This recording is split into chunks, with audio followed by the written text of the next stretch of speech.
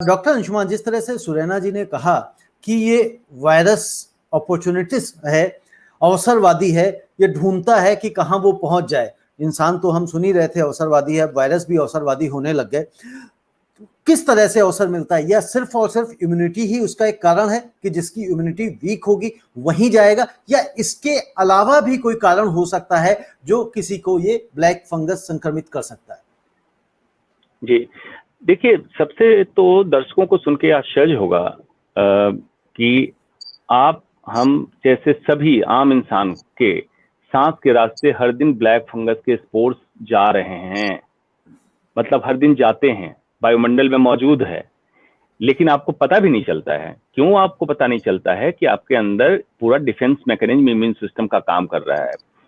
Immune system की महत्ता तब समझ में आएगी, जैसे इमेजिन कीजिए एक हाइपोथेटिकल सिचुएशन, पूरे हिंदुस्तान से एक दिन के लिए पुलिस फोर्स हटा दिया जाए और बॉर्डर से सिक्योरिटी फोर्स हटा दिया जाए, तो एक दिन में जो हालत आपकी होगी, आप सो नहीं पाएंगे। ये सच्चाई है।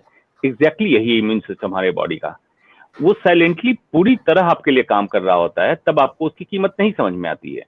लेकिन जब इस तरह की बीमारी, HIV जैसे मैंने बताया, cancer, AIDS, diabetes, uncontrolled diabetes, steroid treatment और कोविड से रिकवरी, ऐसी स्थिति में सिर्फ इम्यून डिफेंस मैकेनिज्म आपका कमजोर पड़ा और आम तौर पे आपके पास ब्लैक स्पॉट्स जा रहे थे, आपको पता नहीं चलता था, बलगम में निकाल देते थे।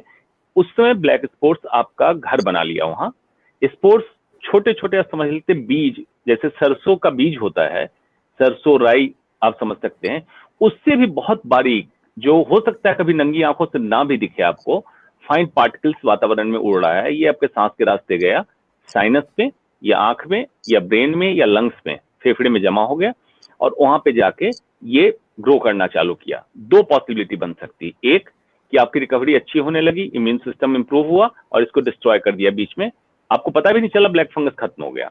दूसरा कि स्टेरॉइड का ओवर ट्रीटमेंट या तो खुद से किया आपने, या कभी कभी अति गंभीर हालत जब होती है आईसीयू में कोविड मरीज की, तो हाई डोज स्टेरॉइड देने की जरूरत होती है। तो स्टेरॉइड की बात हो रही है, तो कहीं दर्शकों को ये ना लगे कि स्टेरॉइड ट्रीटमेंट ठीक नहीं है। क्या? बिल्कुल ठीक ट्रीटमेंट है, लेकिन डॉक्टर के सुपरविजन में होना चाहिए कि कब स्टेरॉइड देना है।